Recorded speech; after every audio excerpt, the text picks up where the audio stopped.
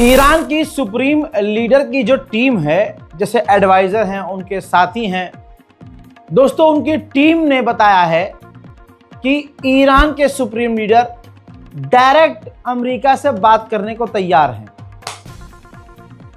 बहुत बड़ा ट्विस्ट आ गया है कहानी में, लेकिन कहा यह गया है ईरान के सुप्रीम लीडर के द्वारा कि अगर अमेरिका हमारी शर्तें मानता है, हमारी तमाम बातें मानता है, तो हम न्यूक्लियर टॉक कर सकते हैं, दोबारा से शुरू कर सकते हैं। ईरान के एक्सपर्ट ने कहा है कि ईरान के सुप्रीम लीडर नहीं चाहते कि जंग बढ़े, जंग हो और सिविलियंस का नुकसान हो, क्योंकि एक्सपर्ट कह रहे हैं कि ईरान को पता है कि इसमें ईरान का नुकसान भी होगा और ईरान के लिए यह अच्छी बात नहीं होगी। सुप्रीम लीडर का मानना यह है कि अगर बातचीत के जरिए मामला सुलझाए जा सकते हैं तो बातचीत सबसे बेहतरीन रास्ता है। अब इसको आप यूं भी कह सकते हैं कि ईरान नरम पड़ गया है, ईरान ठंडा पड़ गया है। वैसे ईरान सामने से आज तक का रिकॉर्ड है, कभी पंगा नहीं लेता है। देखना अब यह है कि अमेरिका क्या न्यूक्लियर डील पर तमीज से आकर बात करता है या फिर अपनी ही जिद पर अड़ा रहेगा, या फिर क्योंकि ईरान अपनी जिद पर है कि हम तो यूरेनियम बनाएंगे, अमेरिका कह रहा है कि हम यूरेनियम ही बनाने नहीं देंगे, ईरान कह रहा है कि हमारी मिसाइल की जो ताकत है उस पर हम बात नहीं करेंगे, अमेरिका कह रहा है कि नहीं हम आपकी मिसाइल प्रोग्राम पर भी बात करेंगे। अब आगे क्या होगा ये तो वक्त बताएगा। वहीं ईरान में अभी मूसाद एक्टिव है। वेस्टर्न ईरान के बिजर के इलाके में खतरनाक आग लगी, जिसको फिलहाल बुझाने की कोशिश की जा रही है। यूरोपीय यूनियन और यूरोप के कई सारे देश ईरान पर पाबंदी लगाने की तैयारी कर रहे हैं। ऐसे में ईरान पहले से ही रूस और चीन के साथ काम कर रहा है कि अगर पाबंदी लगाई जाती है हम पर तो उससे बचना कैसे। ईरान के विदेश मंत्री ने कहा कि हम तैयारी कर रहे हैं और हमारे पास ऐसे बहुत सारे रास्ते हैं कि अगर यूरोप ने हम पर पाबंदी लगाना शुरू करी अंतर्राष्ट्रीय लेवल पर तो हम उनको मुंह तोड़ जवाब दे सकते हैं। वो हमारे प्लान्स तैयार हैं। साथ ही हम ऐसा एक फ्रेमवर्क तैयार कर रहे हैं जिसके अंतर्गत हम IAEA के साथ मिलकर काम कर सके। लेकिन बता दूं कि अभी ईरान ने कहीं ये नहीं कहा है कि IAEA को हम अपनी न्यूक्लियर साइट्स पर जाने देंगे। उधर IDF ने धमकी दी। उन्होंने कहा कि हमें पता है कि ईरान के अंदर कैसे रिएक्ट करना है, ईरान के अंदर एक्ट कैसे करना है। अगर ईरान ने हमारे लिए खतरा पैदा किया तो हम डेडलीस्ट तरीके से, सबसे खौफनाक तरीके से रिएक्ट करेंगे, हमला करेंगे और ईरान के अंदर तबाही मचाएंगे। उधर सीरिया का हरामीपन आप समझ सकते हैं। सीरिया का जो जोलानी है वो कट्टर दुश्मन है ईरान का, क्योंकि ईरान अमेरिका और इजराइल को भाव नहीं देता है। लिहाजा अमेरिका और इजराइल का पालतू जोलानी अपने बाप को नाखुश कैसे कर सकता है? ईरान से बातचीत करके। अब ये मैप जरा देखिए, जब ईरान के विदेश मंत्री और ईरान के जो डेलीगेशन लेबनान पहुंची थी तो इराक के ऊपर से उड़ते हुए सीरिया के ऊपर से जाना था, लेकिन सीरिया ने ईरान की डेलीगेशन को रास्ता नहीं दिया, तो फिर ईरान की वो डेलीगेशन का जहाज जो है तुर्की के ऊपर से घूमकर लेबनान पहुंचा था। वहीं बात करें लेबनान की तो लेबनान में इजराइल का तथाकथित सीजफायर है, लेकिन सीजफायर के बाद भी इजराइल ने लेबनान पर हवाई हमले किए हैं आज फिर से।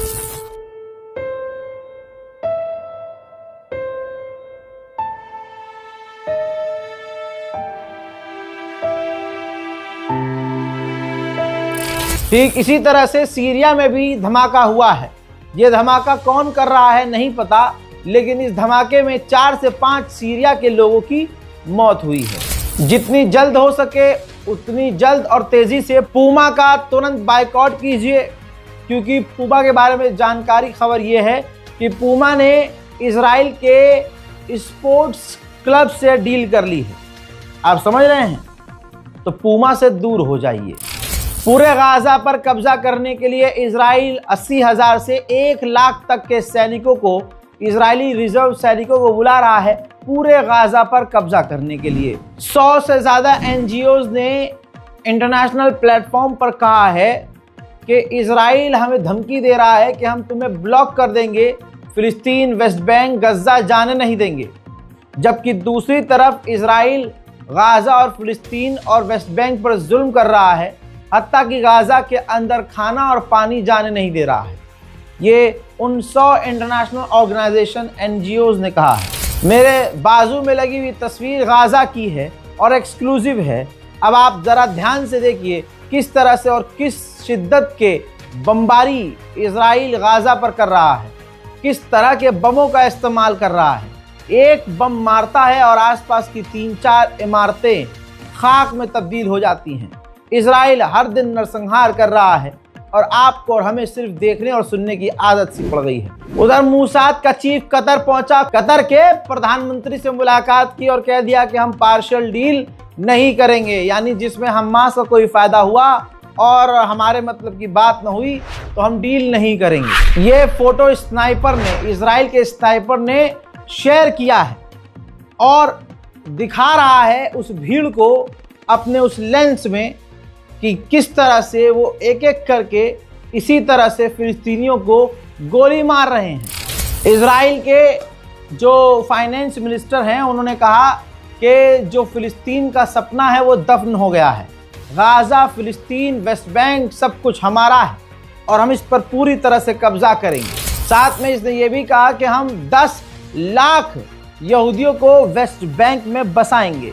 इजराइल के फाइनेंस मिनिस्टर ने यह भी हक दिया कि हम जो भी गाजा और फिलिस्तीन और वेस्ट बैंक में कर रहे हैं इसमें अमेरिका हमारा साथ दे रहा है।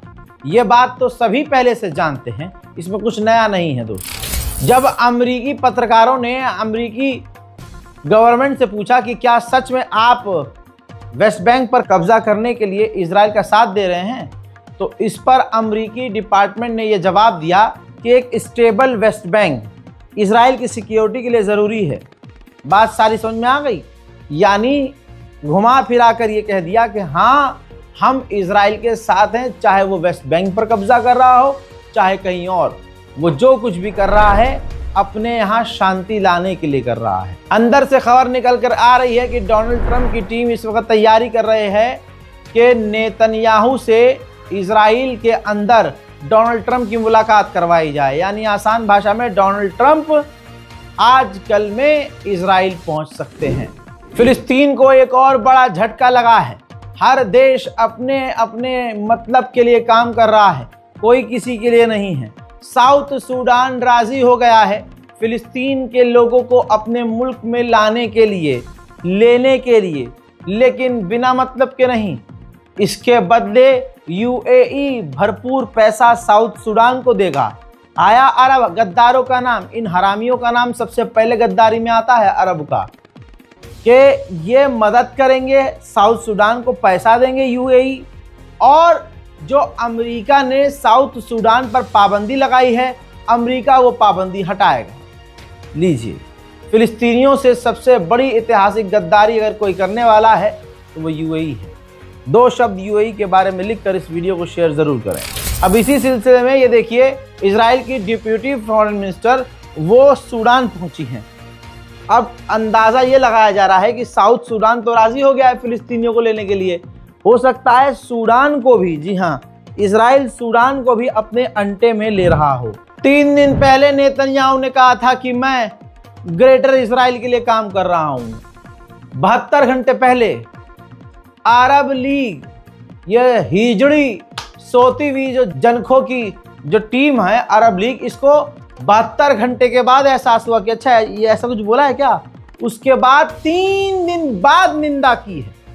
इन तमाम मुस्लिम ऑर्गेनाइजेशन, OIC, अरब लीग, मुस्लिम लीग, भाई साहब लाइन से सबको खड़ा करके ना गरीब फिलिस्तीनी मुसलमानों से थप्पड़ बजवाने चाहिए इनके मुंह पर, और पूरी दुनिया के मुसलमानों को इनको थूकना चाहिए। $500 मिलियन के हथियारों की सेल अमेरिका ने बहरीन को अप्रूव कर दी है। यानी बहरीन $500 मिलियन के हथियार अमेरिका से खरीद सकता है। अब आप समझ सकते हैं बहरीन क्या करेगा और क्या कर रहा होगा। बहरीन अमेरिका का पिछवाड़ा चाट रहा होगा, और जब ईरान और इजराइल का वॉर छिड़ेगा तो ये तमाम अरब देश इजराइल और अमेरिका का साथ देंगे और ईरान की मिसाइल और रॉकेटों को मार गिराएंगे, इजराइल तक पहुंचने नहीं देंगे। ये है आज के अरबों की असली औकात, सफेद लिबास में काला शैतान। इजराइल ने जो पूरे फिलिस्तीन और गज्जा पर कब्जे का ऐलान किया है, इसकी निंदा भी 3 दिन बाद यूएन ने की है। 3 दिन बाद एक बयान में डोनाल्ड ट्रंप ने कहा कि मैं चाहूंगा कि जो पत्रकार हैं वो गज्जा के अंदर जाएं। Pressure Israel to allow journalists into Gaza to cover the humanitarian efforts the U.S. is pursuing, and I'd like to see that happen, Joe. would you pressure? I would like to see it happen. I would be very fine with journalists going in. आइए अब मैं वो मंजर दिखाता हूं जो आप नहीं देख रहे होंगे कहीं, ना कोई आपको दिखाएगा। नेतन्याहू के मुल्क में गृहयुद्ध जैसे हालात हैं। इजराइल के जनता नेतन्याहू के साथ नहीं है। ये देखिए, नेतन्याहू के खिलाफ यहूदी लोग सड़कों पर उतरे हुए हैं। पिछले साल से ही 2 साल हो चुके हैं जब से ये जंग चल रही है, प्रदर्शन ये लोग कर रहे हैं, लेकिन धीरे धीरे ये प्रदर्शन तेज हो चुका है। हालात ऐसे हो चुके हैं कि अब इजराइल की पुलिस जैसे फिलिस्तीनियों की पीटती है वैसे ही इन्हें पीट कर गिरफ्तार कर रही है और जेल में डाल रही है। जी हाँ, ये यहूदी लोग हैं जो फिलिस्तीन में शांति की बात कर रहे हैं और नेतन्याहू से मांग कर रहे हैं कि डील कर ली जाए और लड़ाई दंगा बंद करके हमारे लोगों को आज़ाद करा लिया जाए। तो इजराइल की पुलिस उन्हें भी बुरी तरह से पीट रही है। हालात ख़राब हैं, गज्जा के हालात बेहद ख़राब हैं। गाज़ा छोड़िए, फिलिस्तीन और वेस्ट बैंक भी मुसलमानों के हाथ से निकल रहा है। बहरहाल, गाज़ा और फिलिस्तीन की मदद के लिए इस बारकोड का इस्तेमाल ज़रूर कीजिए।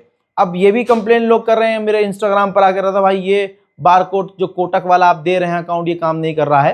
तो देखिए कोई बात नहीं, ये काम नहीं कर रहा है तो मेरा जो पहले के दूसरे जो स्कैनर थे उस पर भी हमने 1.5-2 महीने बंद कर दिया था सारा काम। ये दोनों स्कैनर जो पहले वाले थे, इसका भी आप इस्तेमाल ट्राई कर लीजिएगा। अगर इस पर आप कर सकें तो इसको भी यूज़ कीजिए और इस रिपोर्ट को दबा कर शेयर कीजिए, अपनी राय कमेंट में लिखिए। और हाँ, हमारे चैनल रज़ाग्राफी अनस्क्रिप्टेड को, इस चैनल को सब्सक्राइब कर लीजिए भाई, ये बहुत ज़रूरी है।